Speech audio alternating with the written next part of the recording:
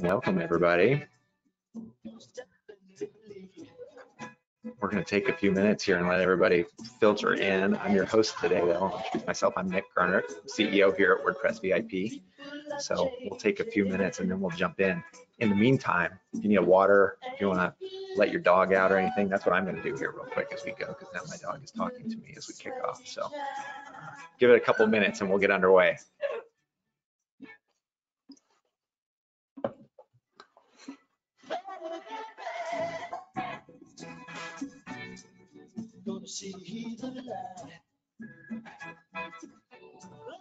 If this is one of your first webinars with us, welcome. If you've come to these before, welcome back. It's great to have folks joining us. We like to take topics that we think are particularly exciting and interesting around the industry and help us all do a better job of connecting with our customers through it. So I'm excited for the session that we've got going today and what we're going to be able to talk about here on this idea of persuasive digital experiences and what we're thinking about. So I'm thinking about this in just ways of moving beyond this idea that we've maybe thought of just maybe informing customers through things like the web or other touch points that we have digitally with our customers. And really this just greater emphasis that we're all feeling on, like, how are we building connections and actually really driving towards action and engagement with our customers. And so recently, Marci Maddox, my guest here today on the webinar, has published some thoughts around this and done a bunch of research around this concept of a persuasive digital experience and how we create that relationship with our customers with content. And so I asked Marci if she might join us for a webinar, and she was great to oblige. So I think without any further ado, we might actually kick this thing off here, because I'm really excited for a lot of the content that Marci has prepared for us here. Marci's a research director at IDC, and Marci spends a lot of time thinking about things like content and all the things that live around content and how it drives results for businesses, really. So Marci, it's so good to have you here today, and welcome, and thank you for joining me. Thank you, Nick. Appreciate you coming and bringing me on. This will be a good discussion. A little different than maybe you've done before, but I'll be using a lot of statistics and things that we've found over the last year and a half, and it'll be an opportunity for us to discuss them. Great. Can't wait. Let's dive in. One thing I should note as we dive in is that we like to reserve some time at the end of these webinars for questions. So there is some functionality here in the webinar where you can submit questions to us. We'll collect those throughout the session today, and then we're going to reserve some time towards the end. So probably won't stop through today's presentation to answer things on the fly, but we will get to as many as we can here at the end. So with that, all right, back to you, Marci. Let's jump in. We're going to jump on in. Thank you. So as Nick mentioned, well, I'm at IDC. I cover the digital experience market, and for a long time, customer experience and customer engagement has been top of mind for a lot of organizations.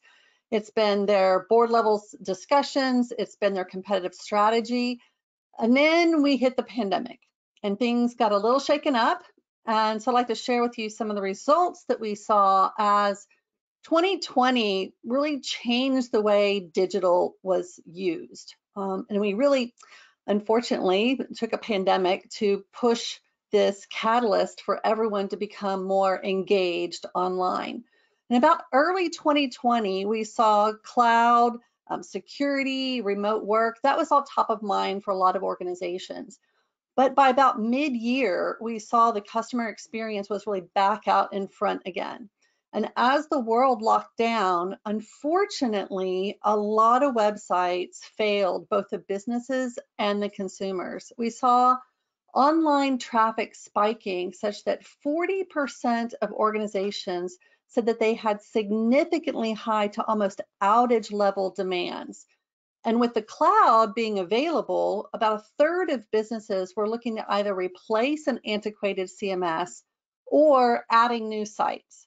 Now, there's been a huge shift to digital channels, and in many ways, organizations who had never considered being an online retailer before were now sort of thrown into this digital world.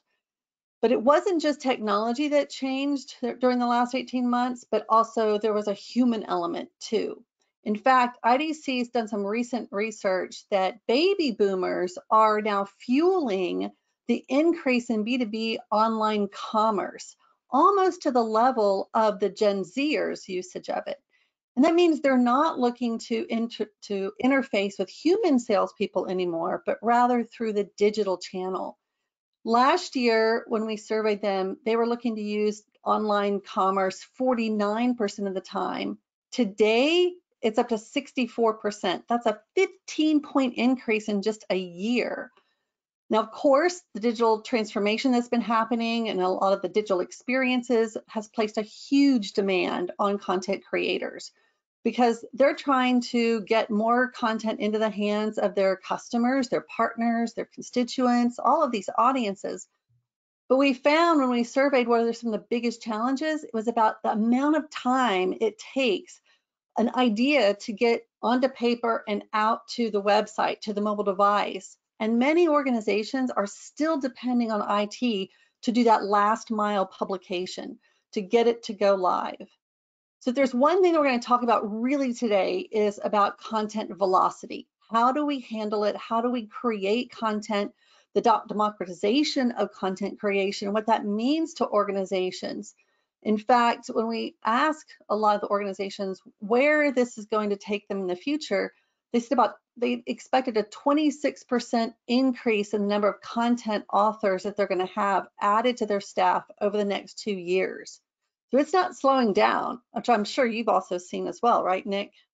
Yeah, this increase, 26% feels about right in terms of like what we're seeing and just accessibility to content creation and the tools, and really the desire to put the power into more hands. And to your point, like remove that sort of choke point that comes at the last mile on release of content or whatever it may be that needs to happen there. And so we're absolutely seeing from our perspective how organizations are driving towards how do we put simpler, easier to use tools in the hands of more folks at our organization to create these touch points with our customers. So seeing the exact same things.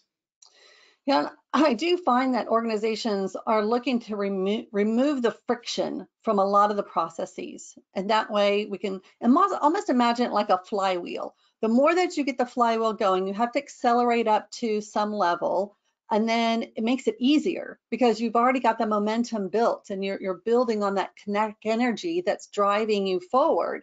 Now, of course, as the market changes, we're going to see more content, more things growing, and we're going to have to accelerate, put a little more effort into that next. Maybe it's a process change or something else. But the idea, if you keep that in your mind throughout this presentation, how do I improve my flywheel so that it is working for me? The tool, which is the flywheel itself, is working for me and not against me. Does that resonate with you, Nick? Yeah, it does, and I think like what's really critical to this from my perspective is just feedback loops as you do that, because as you increase this velocity and as you really start putting more out into the market and you have potentially more touch points with customers, there's also a greater emphasis on more deeply understanding like what is and what is not working, and really being able to then focus in on where we're seeing success and really tightening those feedback loops there. So there's this real need from our perspective to think about what do you look at in feedback loops, and then how are you iterating upon this? And then I think the additional piece there is just with an increase in scale and creation comes like an increase, having to think about how do you manage that? How do you surface that? You've got now more that you have to put out there, but also there can be more confusion that comes with having that greater scale. And so how are you managing, content at scale, and thinking about surfacing, to your point in many of the things, a relevant experience, the right content, and all of that for us is like coming back to like feedback loops and a deep understanding of what is and isn't working, and really doubling down on what is. Mm-hmm. Yeah, so maybe I'll go on to the next slide here, which is about how IDC views what we call this persuasive digital experience. And we've all been familiar with in the past where ERP systems and financial systems, they're all about business content, right? So we think about those types of interactions. but to persuade someone in the experience that you have in guiding a customer along a journey where they can learn something, they'll share, they'll interact, all of it is fueled by this content that we need to break it up sometimes and other times pull it together and assemble it. And we saw during the pandemic, many organizations had their website as their front face to their consumers. And unfortunately, sometimes the consumers were looking at their favorite brands where they had these highly personalized, interconnected, and empathetic connections, trying to move that physical into a digital space. And this puts a lot of pressure on content authors to find new ways to connect. And why do we do this, right? So we look at where I mentioned top of mind, board level discussions is the customer experience, which ties to customer satisfaction. We did a survey where we found that 82% of organizations are prioritizing customer experience for long-term resilience and net success. Now, if you have ever done like a business case or why you want to move to the cloud or why you want to move into a new modern CMS, let me give you a few statistics here. For every dollar that you invest in improving the customer experience, organizations have come back to say 61% of them saw at least a 5x return on every dollar they put in improving that customer experience. And if you correlate that to the larger digital transformation, which is everything from technology changes to process changes across the board, remote work and handling IT for accessibility there, that percent was a 21% improvement in customer satisfaction as an annual return rate. So these are not small numbers. This is great experiences coming back to you in terms of profit, in terms of closed transactions, better funnel conversions.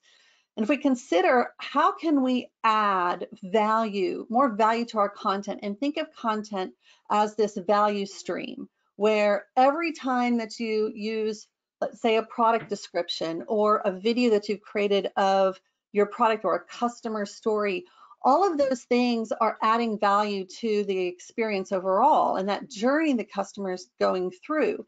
And so as we find, to your point, Nick, you just mentioned, where are the gaps? What's working well? What's not working well? Where's that content analytics that helps me as a marketer or as a customer support or a salesperson know this piece of content is what's going to resonate well, such that even on the machine side, that the next product recommendation has learned what works so that it is improved the next time and then the next time and next time. Remember our flywheel? We want to get that content building more and more value across the organization and how you're using it.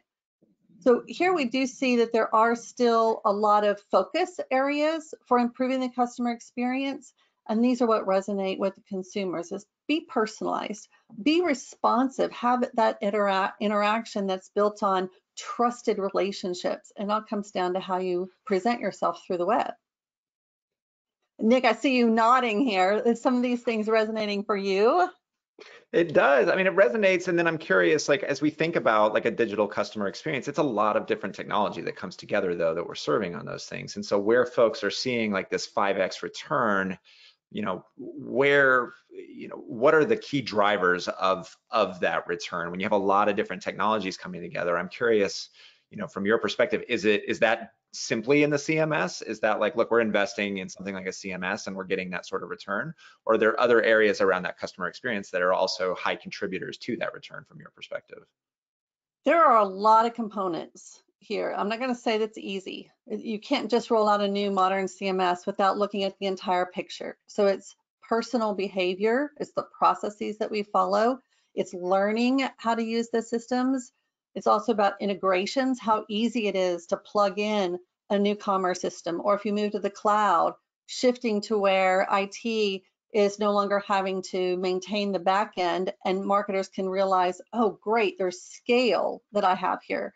So it's everything all together. But of course, from my perspective, the CMS is the engine behind it, right? So if you don't have the content where you're easily able to access it and reuse it and assemble those pieces on the fly, in fact, the age of the page is gone. We are now in an elemental assembly of dynamic experiences. Sure, you might think, oh, well, my information contact page, that's pretty static. Is it really? Like, when you think about what does that footer look like, or if you want to have a new brand logo or a promotion, everywhere that you can automate anywhere in the system and have that content just be available and accessible, then that's where that improvement starts to happen. And the customers that you're dealing with, the audiences out there, are also going to realize that, oh, look, more transparency to the information I was looking for, more control, more preferences. I'm getting information on my mobile device and it matches what's on the website. It matches what's in my social media. So consistency there as well. Not an easy answer there, Nick. No, I get it. One thing that does stand out to me on this before we move on, if you can, is just this key priority for improved customer experience. You have trusted right in there, and trust is a pretty big concept, and also something that I think, like from a consumer perspective, is in short supply. So I'm curious, from as you think about this, what advice do you have for folks if trust is one of those key priorities? You know, what are the ways that folks are being successful in that area from your perspective? Yeah, you hit the nail on the head on that one. And although I put it last, it really is first in being top of mind for a lot of organizations today. Is data trust is about ensuring something as simple as personalized identifiable information, PII. We've seen a change from third-party cookie data now moving to first-party data. Well, what's going to make me as a consumer give up this information about me? Am I going to get back an experience that's tailored to me, or are you going to abuse my information or not have it secured in a system? And then we start talking about data residency across different countries, and a lot of organizations that want to have a global presence need to recognize the local laws and how things are going to be managed. And that comes down to an architectural and technical capability to handle data residency problems and challenges with regulations. So data trust comes to be personal, it comes to be security, it comes also to building trust with a brand, right? And am I going to have a good relationship with you, a loyal relationship? Do I trust in the products that you're delivering, the services that you're delivering? And the website is a way for us to communicate that and ensure as well that it's all going to be locked down where it needs to be. Yeah. Thank you. Thanks. This is a big one. We could probably do a whole future webinar just on the subject of trust and what's the role of the platform versus the brand and all of that. So maybe you're giving me ideas for other things we can explore in the future, but we'll keep going for now. We are. And so you talk a little bit about data, which is a good segue into this next slide, which is that bar for the customer expectation. It keeps rising because every time a consumer has a really great experience on one web property, they're going to expect it on every property that they go to. And so it keeps being elevated. And unfortunately for marketing teams, content creators, they're having to find a way to differentiate themselves among everything that's being sent out there. I mean, we've talked about in the past, being Zoom fatigued or digital fatigue because everything has been switched to digital. And how do we get more of that physical environment, the emotion, the tone, the empathetic relationship that we want to have in a digital form? And that's how we build out these immersive experiences. And content authors, they're looking for easier ways to create that, those new modes of interaction that can keep pace with these changing market dynamics. And it's not just the content we're creating, but also that which we are curating that's growing, what IDC calls the global data sphere. And we did measure this, and we saw in our numbers that over the next 5 years, we're going to have 2.5 times more data than we did in the past 10 years. And that's going to grow to about 180 zettabytes of data. So just you think about within your organization where, okay, when I had gigabytes of data, well, now I have terabytes of data. We all sort of become comfortable with this idea of size, but it's still difficult to search and find, oh, where's that one asset that I had that was done last year that I want to put up on this campaign, or I want to look at a hero shot that's doing really well. And that has shown that in all this data is exposing inadequacies to the CMS that you might have in place. In fact, we found that 1 out of 3 companies are unhappy with their current CMS. And with the cloud, they were able to look at opportunities to spin up a new property. And in fact, 40% of organizations expect to grow the 22 sites that they're managing today by another 25% in the next couple of years. So it's just going to get much larger. So we need the tools. We need my flywheel to get bigger and bigger as we start to pull this content in, and realize that web, email, social, mobile, these are all table stakes. Like if you're not already communicating to your customers across all of these channels, you are missing an opportunity to connect with them. And then you need to start looking even further into expanding into conversational interfaces, displays, other areas. Now, some organizations might think, oh, it's just too overwhelming, right? How do I take this in bite-sized chunks? So what we see is coming really to head is organizations moving out of that customer-centric only approach to becoming digital-first enterprises. And you said it earlier, Nick, content creation and services at scale. And the scale is the really important part there. Now, some organizations, you may be perfectly happy with a basic publishing to a website or mobile app or even maybe a social site. But for many more organizations, we're finding it's a robust digital experience. Remember that dynamic experience that you want to integrate an e-commerce system, your campaign tools, your customer data.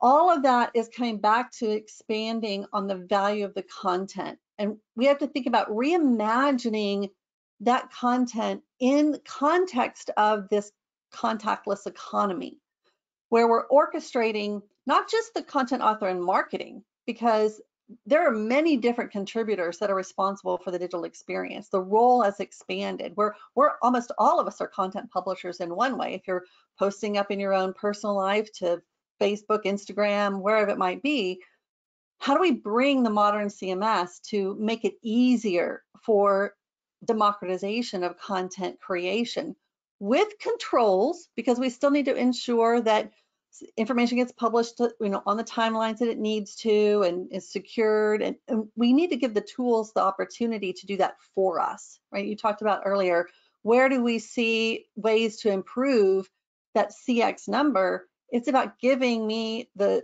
tools I need so I don't have to do the mundane and repeatable things that a machine can do. I want to put more creative in front of mind, which for some developers, we've seen a rise in front-end development where they want to use their favorite GUIs. They want to have the right kind of code to present the brand experience in the way that they want, but still leverage the back-end CMS as an engine that gives them scalability at the edge. And even I'm going to push you here as well. Think about the edge. The mobile device is a caching mechanism for us, where we can maybe take a picture and stream it directly to the cloud. How do we use all of these different devices, not just the CMS or the web browser, but the omni-channel experience that's driving a lot of changes needed for architectures in a CMS to support it. And we also see that there's this idea of an atomic data structure. I said earlier about we want to dynamically build these pages being a euphemism because it might be a mobile device view, it might be a screen of some other sort, where we want to have diversity of content. We need to think about AR, VR, other types of audio that might be needing to be managed and presented in the right format and right context. And then there's also the inclusion aspect, where we want to deliver accessible experiences for everyone. That means optimizing the screens. It means optimizing the content delivery. And finally, I want to talk about API frameworks, because that, as you mentioned, Nick, the whole ecosystem really depends on that capability to customize the right experience, the right solution for your business. You can use the tools, there can be templates to start from, but ultimately every organization is going to want to tweak it here and there. They're going to want to have a pluggable system that says, well, I was using this commerce system, but now we've started to roll out another, and that heavy transaction I don't need. I just need a pay wall right here. So maybe you integrate a different one. And we have seen that it is no longer a single monolithic application, but rather brands are wanting to move to the cloud and use best of breed capabilities to meet the focus of a specific task. And the cloud in particular has been that opportunity to expand quickly and scale. So I'll leave you with one final thought here is if you were a marketer, and we're about to head into the holiday season.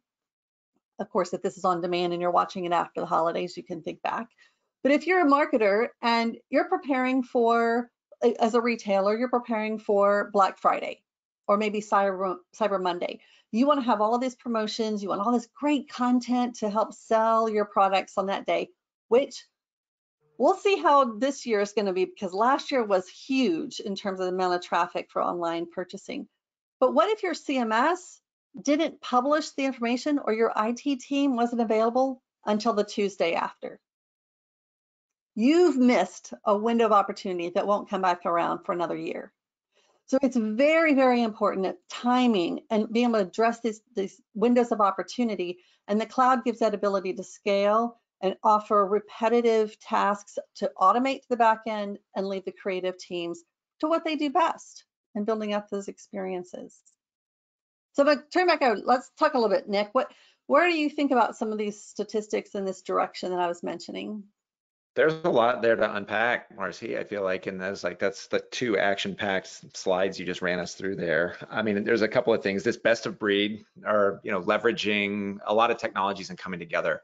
I think from our perspective, this is something that we think a lot about because there's some beauty in the simplicity of thinking about the monolithic stack. Like, look, there was one thing I just knew I went to, and it maybe didn't do everything I wanted to do really well, but I at least knew that's where I went to go do those sorts of things, to now really thinking about like, okay, I've got my customer data, I've got commerce, I've got content, I've got a front end, various front ends and things like this. And I want to stitch those together in a way that actually does create a better customer experience. And we're seeing where folks are really creating better experiences through leveraging like the right tool for the right job. But still can see that this becomes overwhelming for folks in terms of bringing that together, and then also still really delivering on some of the fundamentals that you mentioned earlier on this in security and scalability and things like this. So when you're thinking about like that big day, if it's a Black Friday or if it's a Cyber Monday or an election cycle or a big launch or who knows, like whatever you're doing, it can be a bit overwhelming to think, all right, I've stitched together 5 different things to deliver this experience, and I really hope that all of those things come together. So that's something that we've really taken to heart on this, and think actually from a WordPress perspective, there's a unique angle on this, because as we think about things on the at WordPress VIP, it's look, what's made WordPress ubiquitous is its interoperability with just about anything, and can be brought together with just about anything. And so there's you can create the better experience, and you can also have sort of trust behind that integrated experience in doing that. But it's really bringing folks through that and sort of breaking up what may have just been one platform before and saying, look, you're going to have a great content platform that's really able to sit at the heart of a lot of this experience, but then bring in those other elements there. So anyway, that resonates for me in terms of what you're talking about on just that best of breed and the integrated. I think the promise of it into the future is really exciting, but I still admit we're in this place right now where folks are feeling like an overwhelm in terms of how to bring all of that together in a way that still delivers on security and the scalability.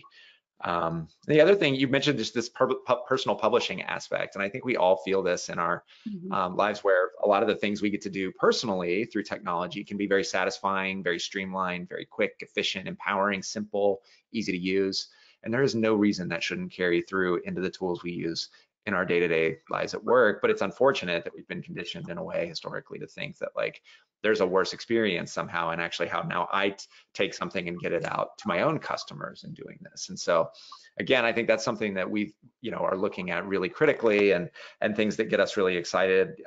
We did work with the Democratic National Convention, and one of the things they were saying around like all their work last year was just like, it's simple, it's easy to use, we're quick, we can take an image and move it from this and get it there, or we can do a quick publishing aspect, and we know we're going to get it to other platforms, and we're not spending hours training folks, and we're not lost in complicated interfaces and things like this. It's really just about getting that job done. And so I think that idea of like, look, the experience I have with personal products should be as that. I want that in what I and how I do my work. Like we all want to aspire to that and really push towards that and deliver that, because especially as we're talking about content production at scale and everything else you're describing, like simplicity scales. Like we can actually put more tools in the hands of content creators if they're intuitive and if they're actually enjoyable to use and do these sorts of things. So all things to really consider, you know, and we encourage folks to consider as thinking about this democratization of the capabilities. Yeah, and I'm sure in that convention example that there were people who never had touched a CMS in their life, or now sat down and said, here's your job, right? This is what you're doing. The time frame was very short. You're coming in maybe as an intern or someone.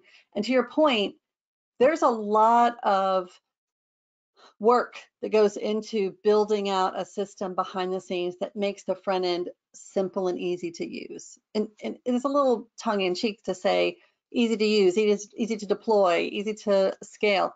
Well, that's what we want it to be, but under the covers, and as I've seen with WordPress VIP, you put a lot of time and effort to make sure that that happens, so that the convention people can sit an intern down and start publishing content day one.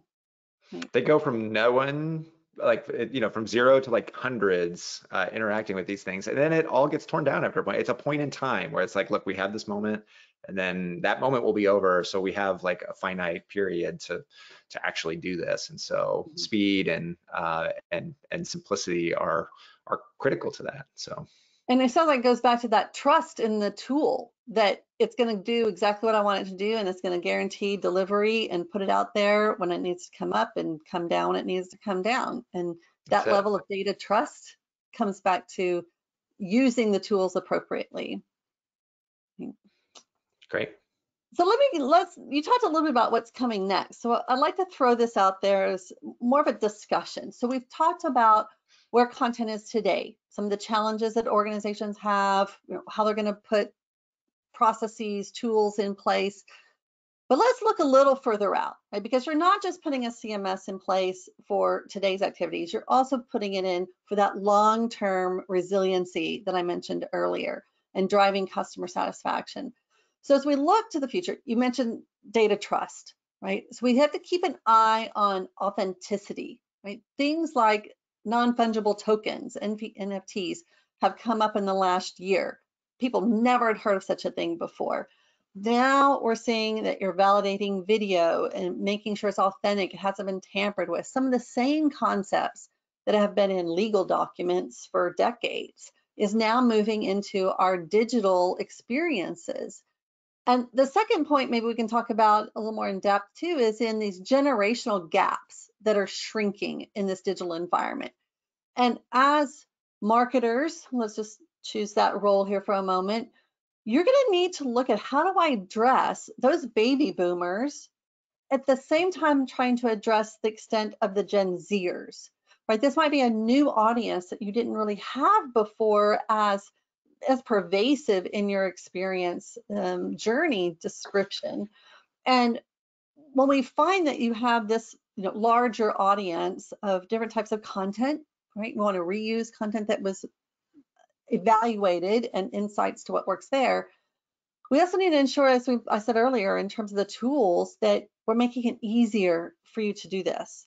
In fact, IDC found that 85% of organizations found that improving the employees' experience and making them more engaged drove better customer satisfaction, better customer experiences. So there's that direct tie to the productivity side of the equation to the profit side of the equation with the customer and customer success. So we talk about engaging our employees with these types of tools, whether it's in cloud or remote work, all of these different environments that we have to live in. At the end of the day, we're still trying to deliver experiences that shine and show that our brand. So let's take a few moments here and look forward to the future. Any thoughts you'd like to share first? Well, I mean, I would love to unpack some of this generational gap for engaging digital experience that you mentioned here earlier. You mentioned, I think, this going from 49%, I want to say, it was the statistic you said for boomers, and that jumped up over 60%. So, a big increase. how does that, or how should that be shifting an organization's perception around like these digital experiences, given that adoption in that demographic? Like, how does that statistic, from your perspective, actually translate into actions we need to take and considerations we need to be making that maybe weren't top of mind previously? Mhm. Yeah, so I'd like to dig in that to a second, because I've been talking about marketing, in terms of the public front website, mobile app, whatever it might be. We also have to remember the customer success team, the customer care team. So if they want to have these experiences online as well, after you're a customer, let's talk about loyalty and how those baby boomers in the past were very comfortable with picking up a phone, calling a company, getting their situation handled, whatever it might be. And in that case, the call center was a very expensive way to communicate that challenge. So now that we start to see that they're moving into commerce for the front end, now I want to look at how the customer care team can have that same experience into the cheaper, less expensive way of doing it online, where you're answering questions maybe via a chatbot, or you're having FAQs, because this comfort level with online and the data that I'm going to get from that experience, I can trust the response just as much as I can trust a response if I pick up the phone and talk to somebody. I have two girls, they're Gen Zers, and if I were to ask them to call the doctor and make an appointment, they'd be like, can I just text them? Like, why do I have to pick up the phone? I'm scared. I don't want to say. Like, it's a completely different environment when we think about generations. And so we have to look at how that content needs to be formatted so that everything is answered in one place. I'll give you one other example. A couple of years ago, my husband was trying to change our internet package, let's say, and he was trying to figure out what we had, how many gigabytes or whatever we get, and he couldn't find the phone number to call because he was comfortable doing that. And I said, well, why don't you just ask the chatbot, and maybe the chatbot will tell you at least what page will have the different packages. And he kind of hemmed and hawed and didn't really believe me. And sure enough, he did it. And it came back and said, here's the link. He clicked on the link. It had exactly the packages he was looking for. And he came back and he was like, I'm surprised that actually worked. Like, and this was a couple of years ago. So now, if we're all building the content to be that assembled, to find knowledge, to use the FAQs, wherever it might be, that exposure through the web property, whether it's a customer support site or a commerce site or a branded site, that's where we need to get to be, where you can trust the data that comes back out as accurate. Just a thought. Yeah, great. No, and you had asked me just about other things, maybe looking ahead, and I think from from my perspective, a lot of the stuff we've covered today, but I think like looking ahead, really having to think about suffering sounds maybe too dramatic, but suffering the platforms and the tools that we've had today, a lot of that has been pulled forward over the last year, and a lot of the various pains that we've experienced or that we've seen folks experiencing and engaging with their own customers has really been highlighted and very acutely in the existing platforms. And I think there's a big push towards, okay, how are we going to shift our organization to be able to adapt to unexpected things more quickly? And a lot of that does come from the foundation. But I think a lot of that, and content platforms and things like this as the foundation. But I think as this like breaking up of monolithic platforms is really taking hold, it actually gives organizations a lot of freedom in thinking about this doesn't have to be an overwhelming effort from our perspective either. And so the richness in APIs and the interoperability of systems now actually opens up the opportunity to have multiple platforms really coming together and starting to actually have chip away at the problem, not necessarily think about the years-long epics of replatforming that we had seen in the past. And so a lot of that interoperability of these solutions can help us maybe get off center faster than we would have and start smaller, iterating and learning along there. And from our perspective, that really does also just, I think, into the future, I think being able to understand what is or is not working. We've seen organizations like HelloFresh be able to start actually deeply looking at the results of their content production and like what it's guiding, and say like, actually, we were able to increase overall traffic by 60% by actually focusing on like what was or was not resonating and what we were creating. Whereas before, you know, there were modest gains in overall traffic and things like this. So I think, you know, looking into the future, being able to really measure and reflect and iterate, it's exciting because we're kind of bringing together the marketers and the developers, which from my perspective is like that secret sauce of like creating a tight feedback loop and not making it like, oh, we have the engineering side or the IT side or the development side, and then we have the marketing side, and we're somewhat like never quite aligned, but actually like everybody's working together, and we're learning and we're iterating quickly. And as a marketer, I have all the tools I need to do this. And as an engineer, I'm actually enriched by the things I'm getting to build and leveraging newer technologies and pushing the capabilities, pushing my own capabilities through this. A lot of that becoming much more highlighted and not having to necessarily wait for some massive replatforming that's happening in an organization to get there, which is really exciting. Yeah, and one other last thought on that, because you mentioned about the delivery of the content, right? And we haven't really talked on the technology side of pushing content or updates to the front end, right? And that's the benefit of the cloud, is you can do that on a weekly, daily basis if you needed to. You're not limited to a once a year update. And I was talking to a retailer, a clothing manufacturer, and they really felt that in terms of they wanted to bring a new supplier on board, which meant that they had to add some fields to their data model. And they were able to do that in 3 weeks and get a new supplier on board, all the data starting to transfer between them. They didn't have to wait 6 months or a year to update the CMS to have them all connected. So that to me is where this, when we talk about scale and ability to take these concepts live and faster to market, that's where the rubber hits the road. When do I get the data available? How's this gonna impact my day-to-day activities? Do I have to sit back and be frustrated because I can't do what I want to do today? And that's where we see this real true benefit of modern CMSs in the cloud, being able to expand what you thought you could do yesterday and even do even more tomorrow. Yeah, great. Great. So I know we're gonna hear in the next end of our time together. So let me just summarize before we move into Q&A. So you mentioned that there's a lot of different ways to approach it, right? In terms of the CMS and the platforms and IDC, you know, we look at the persuasive digital experiences as not a single platform, right? Because IT wants to spend less time, as you mentioned, integrating those different applications via custom code that they have to maintain forever. Instead, use a pluggable system, a broad ecosystem of technologies, plug and play well together, that gives them maximum choice and flexibility. Maybe it's through pre-built connectors or a marketplace of trusted extensions.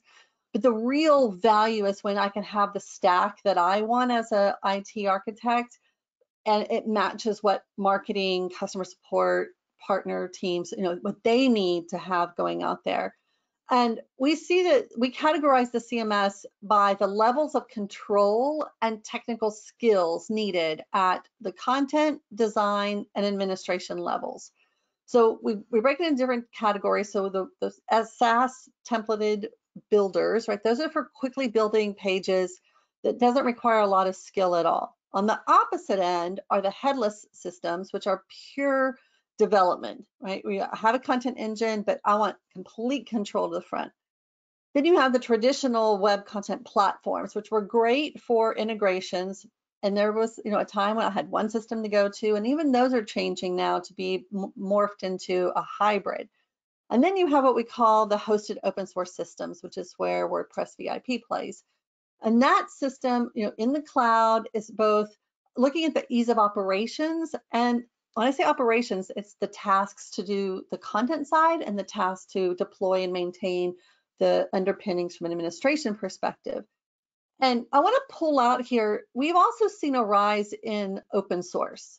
More and more companies are becoming comfortable with the idea of using open source technologies because they've been proven that they are scalable, that they are secure, that I can leverage from an innovation perspective, the community to build on these tasks.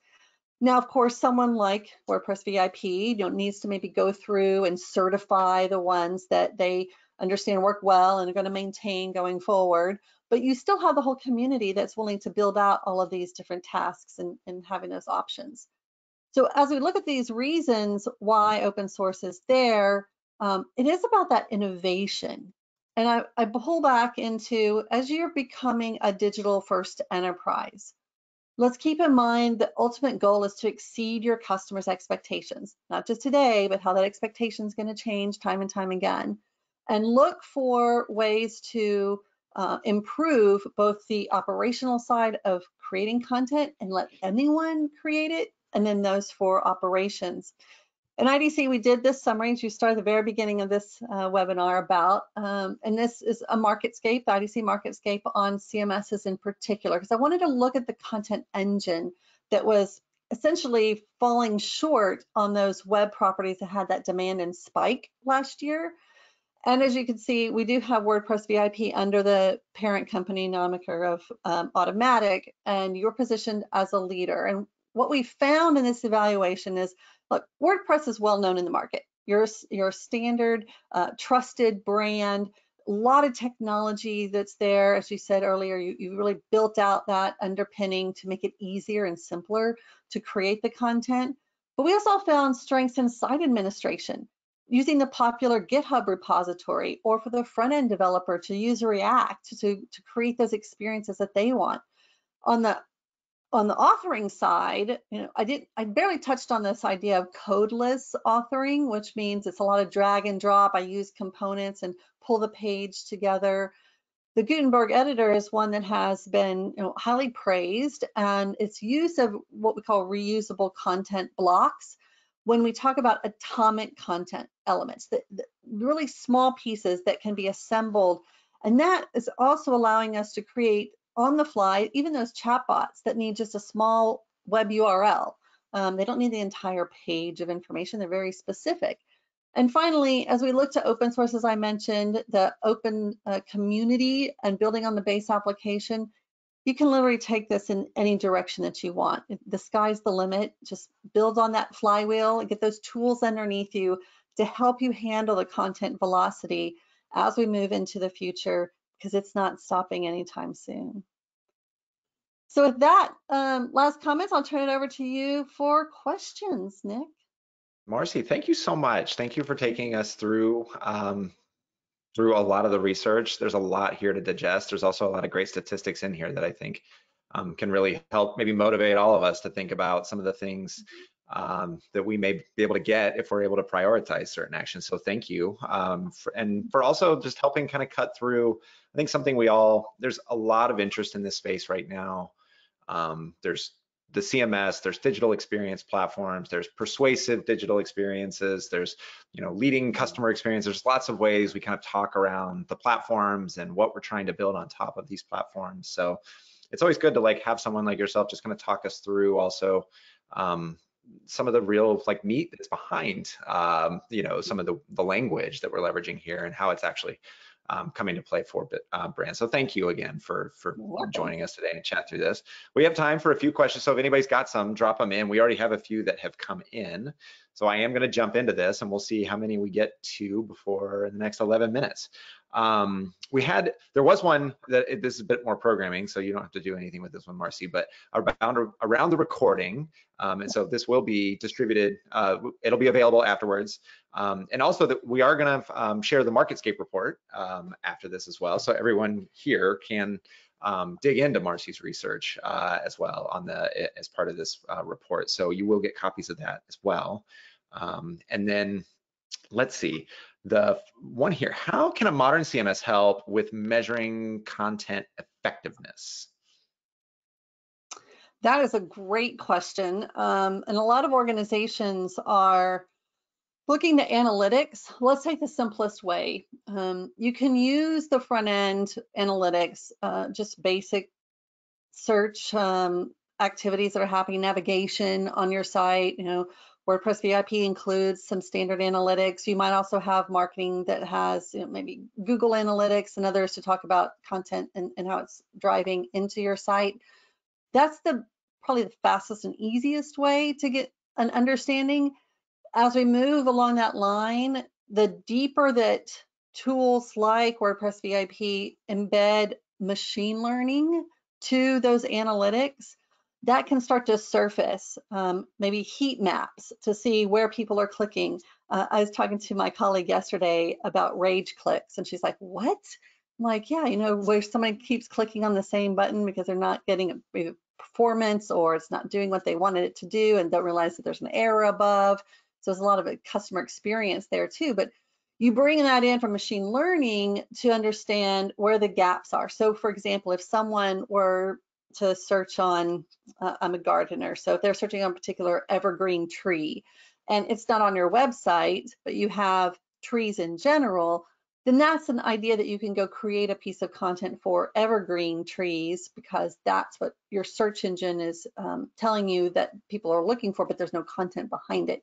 So when we talk about effectiveness of content that's already there, then I would say look to the analytics to surface the click rates, the amount of content, how long they're spending looking at a piece of content. You can get timing factors.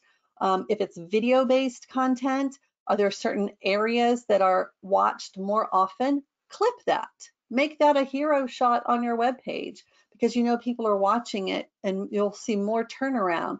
That will tie back into your customer, let's say your transaction, so your customer lead funnel, or whatever you're trying to, whatever task it is that you have. Maybe it's a supplier getting their information. So look at the statistics coming from your analytics tools. Great, thanks for digging into that. Yeah. Let's see, this one references specific vendors, so I won't go into a specific vendor because I don't want to necessarily put you on the spot and comparing vendors in your report. So rather, to anonymize this a bit, what are the disadvantages of a monolithic setup when trying to navigate such a solution to be more agile in content creation and distribution? So think of maybe more of the monolithic platforms that maybe folks are already still leveraging today that are watching this, and compare that, like what are those disadvantages that folks are going to be experiencing that they could potentially shift?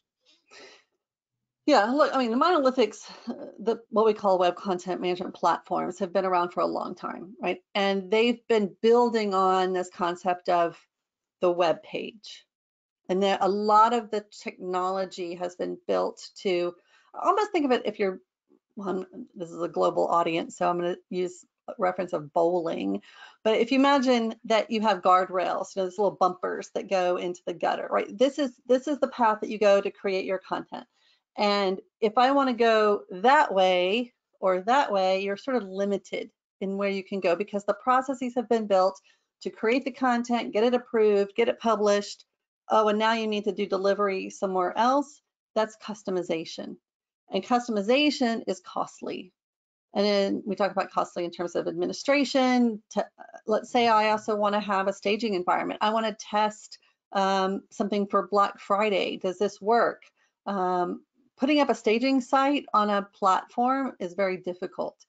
Putting up a standard, you mentioned the convention, right? You spin it up, you bring it down, right? That's one of the advantages of having a cloud-based system, is it's used to services being scalable independently. And as the monolithic applications were built for certain tasks, even as they try to extend their capabilities, they're needing to add more and more infrastructure to support that. So we're going to be stepping back in terms of size of the implementation, size of the architectures to support the many different ways that you need to deliver your content.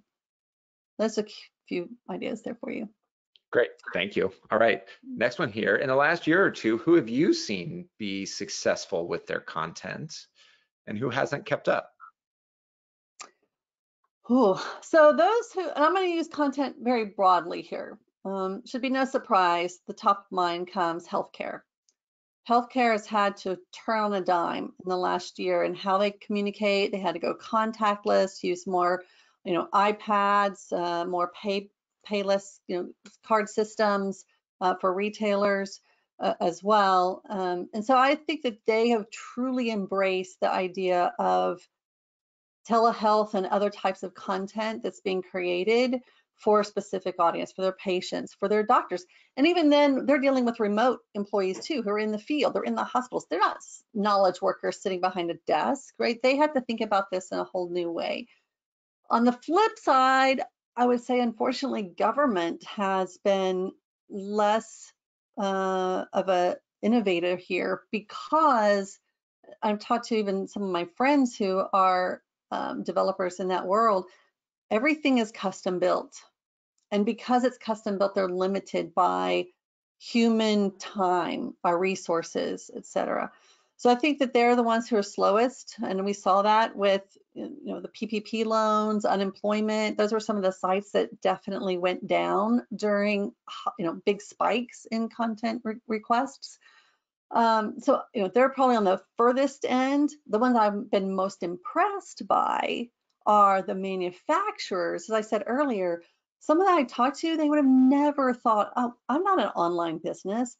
They had to become an online, at least communicator of their products, because I couldn't go into the showroom. I couldn't have my supply chain invoicing happening on their old way of doing things where I walk into the office. Everything had to be done digitally. And they're the ones who truly try to embrace and change the processes in ways that are more innovative, I think. Yeah, thank you for digging into those. All right, maybe one or two more before we're out. So I like this one. In terms of what's holding companies back, how much of it is the technology and how much of it is the people?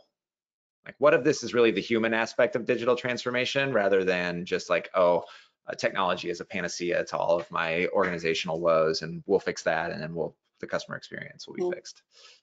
Well, I'd like to hear your take on this too, but I see it's both, right? Because you can only push humans to change just so far, right?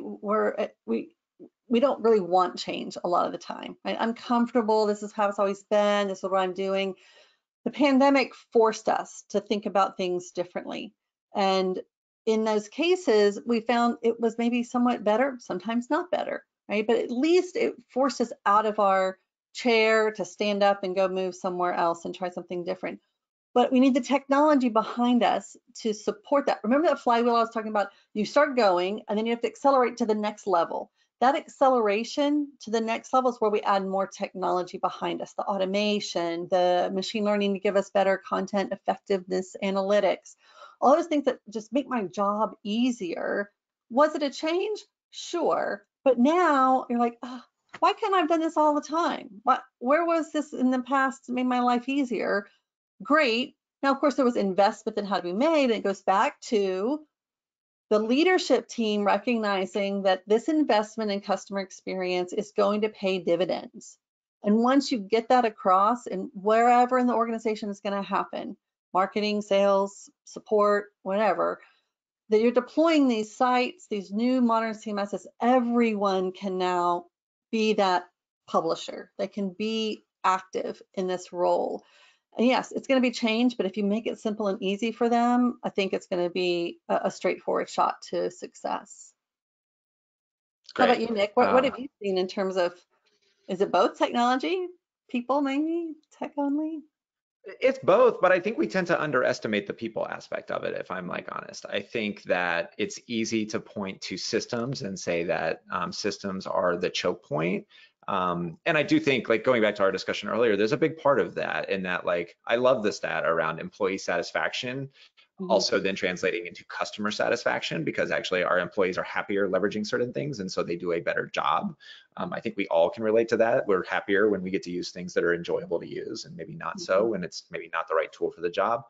However, though, there's a cultural aspect in an organization and real understanding of like, why does this matter and what is this? So I do want folks to encourage, like, to think beyond the technology aspect and think really to the people part of this, which is both internal as well as external. Like, we can talk about things like headless delivery, which has a lot of like incredible capabilities or potential for results or for organizations. But if we're starting from the technology as our motivator and not thinking about the people aspect of this and actually taking that out to like, but what does this do for our customer? What does this do for us as a business? Like, how is that coming together in that way?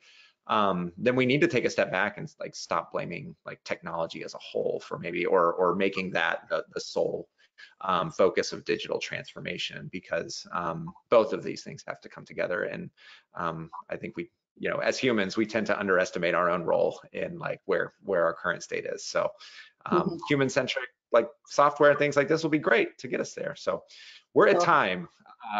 So Marci, thank you again for joining us. My apologies to folks if you dropped a question in there. I appreciate the questions. We just didn't have time to get to them. But I really appreciate everyone joining. And Marci, thank you for all of this. So maybe we can jump in and talk security or privacy or any of these other things here on a future one, but I've really enjoyed it. So thank you so much. And thanks everybody. Have a great day. Bye. Bye.